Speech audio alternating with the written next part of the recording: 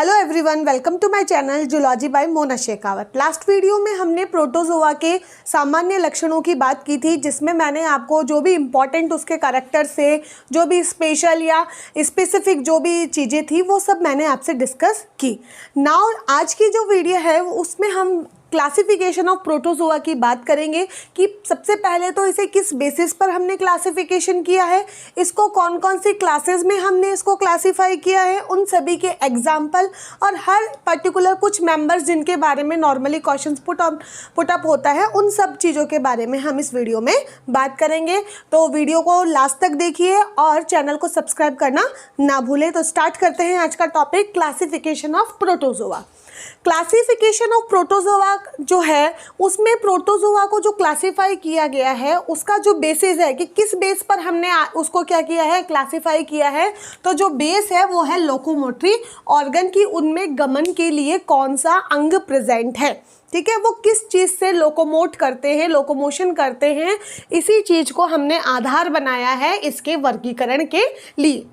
इसके वर्गीकरण के लिए इसको 4 क्लासेस के अंदर हमने क्लासिफाई किया है। पहली क्लास है फ्लैजिलेटा या मैस्टिगोफोरा, सेकंड इज सार्कोडीना या Rhizopoda, third is Ciliata and fourth is Sporozoa. ये 4 इसकी क्लासेस है। नाम से ही आपको ये बहुत ज़्यादा क्लियर हो जाएगा कि क्या इसके बीच में डिफरेंस होगा।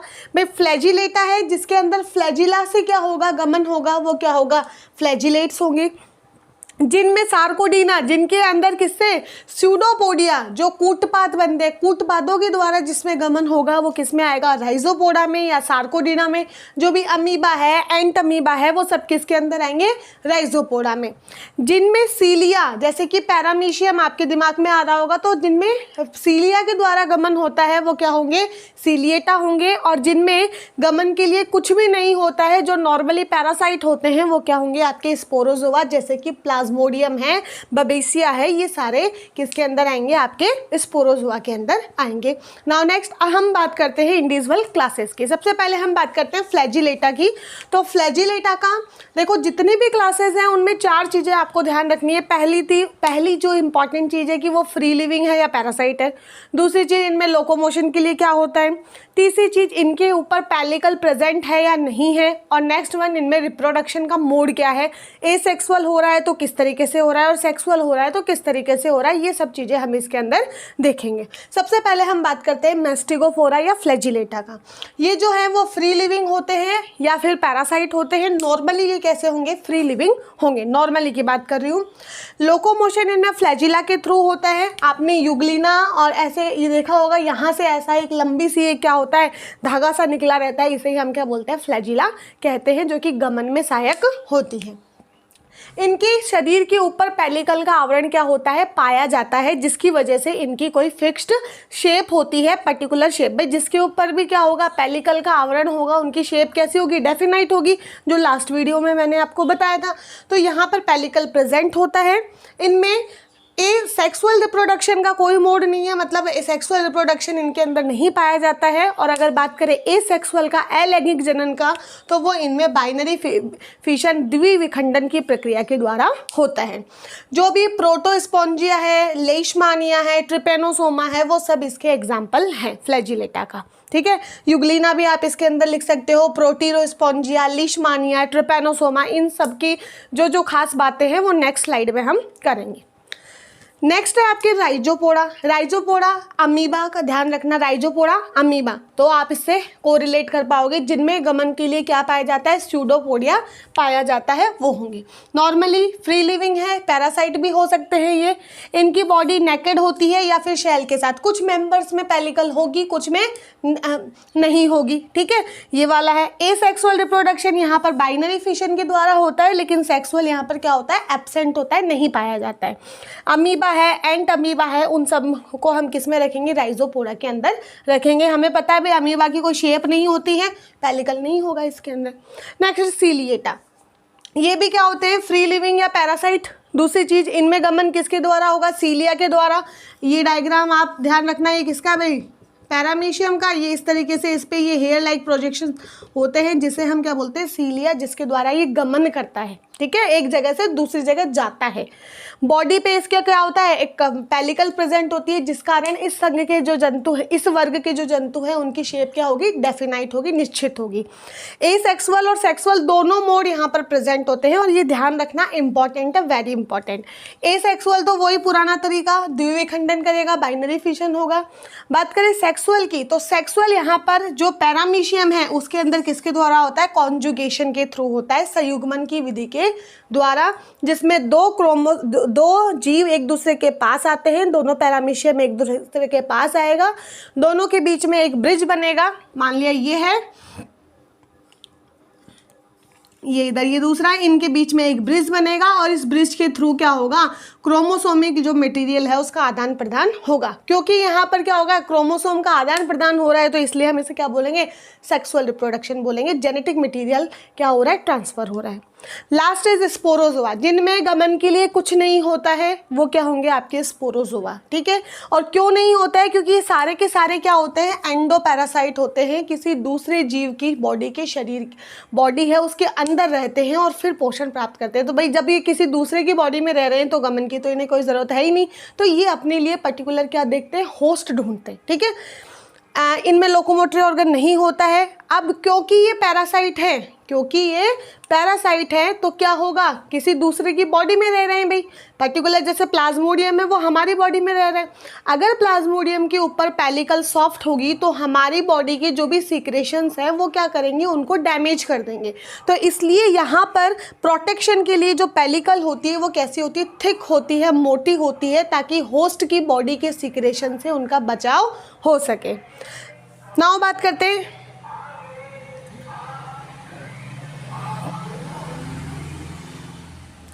नाउ नेक्स्ट एसेक्सुअल रिप्रोडक्शन, इसमें होता है मल्टीपल फ्यूजन के द्वारा। ठीक है, बहुविखंडन, एक के अंदर बहुत सारे न्यूक्लियस बनते जा रहे हैं, वो वाली प्रोसेस। और सेक्सुअल यहाँ पर सिनगेमी है, जो कि आपके प्लाज्मोडियम के अंदर देखने को मिलता है। मेल गैमिट फीमेल गैमिट बनते हैं, आपस में फ्यूज हो जाते हैं, जाइगोट का फॉर्मेशन हो जाता है, जो कि नॉर्मल प्रोसेस हम पढ़ते आ रहे हैं। तो प्लाज्मोडियम, बबेशिया, मोनोसिस्टिस, ये सब किसके एग्जाम्पल है, आपके स्पोरोजोआ के। तो आपको अच्छे से क्लियर हो गया होगा। 4 क्लासेज है, मेस्टिगोफोरा या फिर Flagellata, second is Sarcodina, third one is Ciliata and fourth one is Sporozoa. सबके एग्जाम्पल आपको अच्छे से देखने हैं। खास बात, लोकोमोटरी ऑर्गन, उनके ऊपर पेलिकल है या नहीं, फ्री लिविंग है या पैरासाइट है, और मोड ऑफ रिप्रोडक्शन किस तरीके का है, ये 4 कमेंट आपको इनके पढ़ने हैं। ठीक है, नेक्स्ट स्लाइड में हम सभी एग्जाम्पल इसके देख लेते हैं। नेक्स्ट हम बात करते हैं कुछ प्रोटोजोआ के एग्जाम्पल की और उनके द्वारा होने वाले इम्पॉर्टेंट डिजीजेस की। तो सबसे पहले जो है कि अमीबा, सबको पता है प्रोटोजोआ का एग्जाम्पल अमीबा होता है, यूग्लिना होता है, पैरामीशियम होता है, प्लाज्मोडियम होता है, नॉर्मल एग्जाम्पल है जो कि सबको पता है। लेकिन कुछ विशेष भी है जिनके द्वारा कोई पर्टिकुलर बीमारी होती है, उनके पर्टिकुलर वेक्टर होते हैं, उनका कुछ पर्टिकुलर नेम है, तो वो सब हम इसके अंदर देखते हैं। First one is amoeba, second is Pelomyxa. जो सबसे बड़ा अमीबा है वो आपके पीलोमिक्सा होता है, जिसे हम अपनी नेकेड आई से देख सकते हैं। इसके बारे में ध्यान रखना कि हम इसे नेकेड आई से देख सकते हैं, we can see. Entamoeba histolytica, very important. इसे लैम्बेल ने इसको क्या किया था, डिस्कवर किया था। इसे मनुष्य का अमीबा कहते हैं, अमीबा ऑफ मैन। ये हमारी जो लार्ज इंटेस्टाइन होता है उसकी क्या होती है, पैरासाइट होता है आपके एंट अमीबा हिस्टोलाइटिका। इसकी 2 फॉर्म के रूप में रहता है, डाइमॉर्फिक होता है, 2 रूप होते हैं, एक होता है मैग्नम, एक होता है माइन्यूटा।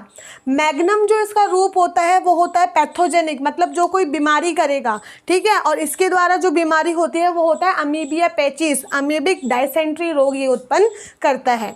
बात करें माइन्यूटा फॉर्म की, तो ये नॉन पैथोजेनिक होता है और ये हमारी जो इंटेस्टाइन ल्यूमन है उसका पैरासाइट होता है।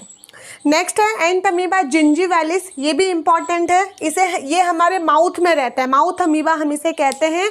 और जिनको भी जो पायरिया रोग से ग्रसित है उनमें भी नॉर्मली ये देखने को मिलता है। ये तीत, दांतों का और मसूड़ों का क्या होता है, परजीवी होता है। इन सब बातों को आप ध्यान रखना। नेक्स्ट बात करते हैं एंट अमीबा कॉलाई। ये हमारी जो लार्ज इंटेस्टाइन का कॉलन वाला पार्ट है वहाँ पर सिम्बायोटिक होता है, वहाँ पे ये रहता है, नॉन पैथोजेनिक ये होता है। बात करें पैरामीशियम की, इसकी शेप है वो जूते की जैसी होती है, दैट्स वाई हम इसे स्लीपर एनिमिक्यूल्स कहते हैं। यूग्लिना है, इसके अंदर क्लोरोप्लास्ट भी होता है, इसलिए हम इसे कनेक्टिव लिंक मानते हैं प्लांट और एनिमल की। ये मिक्सोट्रॉपिक टाइप का क्या करता है, न्यूट्रिशन है वो शो करता है, ये मैंने पहले भी आपको बताया है। नेक्स्ट है लीशमानिया डोनोवनी। लीशमानिया डोनोवनी आपको बहुत याद रखना है अच्छे से, क्यों? क्योंकि इसके द्वारा काला आजार डिजीज़ होती है जिसे लीशमेनियासिस भी कहते हैं। पर नॉर्मली लीशमेनियासिस अगर एग्जामिनर देगा तो आप जल्दी से टिक कर दोगे कि लीशमानिया है, तो वहाँ काला आजार डिजीज़ यहाँ पर इसको इस नेम से आपको पूछा जाएगा, और इसको फैलाने का काम सैंड फ्लाई के द्वारा होता है। हम यहाँ पर बहुत ज़्यादा एक्सप्लेनेटिव वे में नहीं देख रहे हैं, हम सिर्फ इसकी जो मेन बातें हैं उनको देख रहे हैं जो कि एग्जाम में पूछी जा सकती है। Trypanosoma gambiense very very very important, इसके द्वारा होता है अफ्रीकन स्लीपिंग सिकनेस, अफ्रीकन निंद्रा रोग, जिसमें रोगी को इतनी ज़्यादा नींद आती है वो कभी भी सो जाता है, बहुत ज़्यादा 1-1, 2-2, 3-3 दिनों तक सोता रहता है।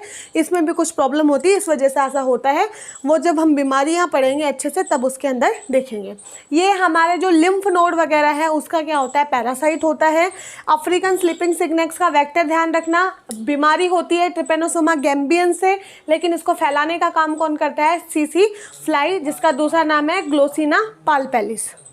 नेक्स्ट है जियार्डिया इंटेस्टिनैलिस।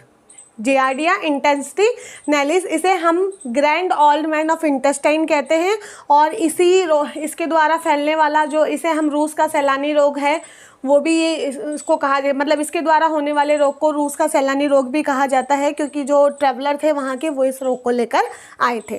नेक्स्ट है ट्राइकोमोनास वेजिनेलिस। वेजिनेलिस से ध्यान रखना है वेजाइना, मतलब वेजाइना का पैरासाइट होता है, और जो वाइट वाटर डिजीज़ है, श्वेत पानी रोग होता है, वो इसकी वजह से होता है, ट्राइकोमोनास वेजिनेलिस से। नेक्स्ट है ट्राइकोनिम्फा, ये भी आपको ध्यान रखना है, कई बार पूछा गया है। दीमक की आंत का सहजीवी होता है। सहजीवी मतलब ऐसा रिलेशन या ऐसा रिलेशनशिप जिसमें दो जीव एक दूसरे के साथ रह रहे हैं और दोनों कहीं ना कहीं एक दूसरे को क्या कर रहे हैं, फायदा पहुंचा रहे हैं, तो इसे हम क्या बोलते हैं, सिम्बायोसिस कहते हैं। तो ये टर्माइट के इंटेस्टाइन में क्या होता है, सिम्बायोटिक होता है, मतलब दीमक की आंत के में सहजीवी के रूप में ये रहता है, और वहाँ पर सेल्यूलोज के डाइजेशन में ये क्या करता है, हेल्प करता है। नेक्स्ट है प्रोटीरोस्पोंजिया। नाम से देखो, प्रो मतलब प्रिमिटिव होता है, स्पॉन्ज मतलब जो पॉरीफेरा के सदस्य होते हैं, स्पंज। तो यहाँ के जो सदस्य हैं वो क्या करेंगे, कनेक्टिव लिंक होंगे। ये एक तरीके से कनेक्टिव लिंक है स्पंज और प्रोटोजोआ के बीच की, और प्रोटोजोआ में भी कौन सा, मैस्टिगोफोरा के कनेक्टिव लिंक है। ये प्रिमिटिव टाइप के स्पंज भी हम इन्हें कह सकते हैं। नेक्स्ट है वॉटिसेला, घंटी, ये बैल एनिमिक्यूल कहते हैं, घंटी जैसी इसकी स्ट्रक्चर होती है इस वजह से। और लास्ट है आपके नॉक्टिल्यूका। नॉक्टिल्यूका, इसे हम बोलते हैं बर्निंग ऑफ सी, समुद्र की ज्वाला। क्यों कहते हैं समुद्र की ज्वाला, क्योंकि ये चमकता है। चमकता क्यों है, क्योंकि इसके अंदर ल्यूसीफेरिन होता है, जो ल्यूसीफेरेज एंजाइम की उपस्थिति में क्या होता है, जब टूटता है तो चमक उत्पन्न करता है। ठीक है, चमकता हुआ दिखाई देता है, जैसे जुगनू चमकता है वैसे ये भी चमकता हुआ दिखाई देता है, मतलब इसके अंदर जेव प्रदीप्तता, बायोलुमिनेसेंस पाई जाती है। तो ये मोस्ट इम्पॉर्टेंटली जो भी एग्जाम्पल्स है हमने उसकी बात की। इसके अलावा भी और बहुत से एग्जाम्पल है, जैसे बबेशिया है, ये जो बबेशिया है ये मैंने लिखा भी था वहाँ पर, स्पोरोजोआ का मेंबर होता है। ये जैसे बबेशिया है, ये क्या करता है, जो भी टिक्स वगैरह होती हैं जानवरों के ऊपर, भाई वो टिक्स वगैरह लगी रहती है जो कि खून चूसने का उनका काम करती है, तो उनके पैरों वगैरह पे लगा रहता है ये बबेशिया जो प्रोटोजोवन है, और ये उन कैटल्स के अंदर जाकर ब्लैक वाटर डिजीज़ को क्रिएट करता है। इसके द्वारा ब्लैक वाटर डिजीज़ होती है। तो इनको आप, ये कुछ बातें हैं जो आपको ध्यान रखनी है, यहाँ लिख देती हूँ मैं, ब्लैक वाटर डिजीज़। बाकी जो भी मेन थे वो मैंने सारे आपको करवा दिए हैं इसमें, और कुछ इसमें नहीं होगा। अगर कुछ है तो आप उसे और मेंशन कर लेना। तो कमेंट करके मुझे ज़रूर बताइएगा कि आपको वीडियो कैसा लगा, क्लास कैसी लगी, और अपने दोस्तों से इसे ज़रूर शेयर करना। Okay, bye, thank you everyone.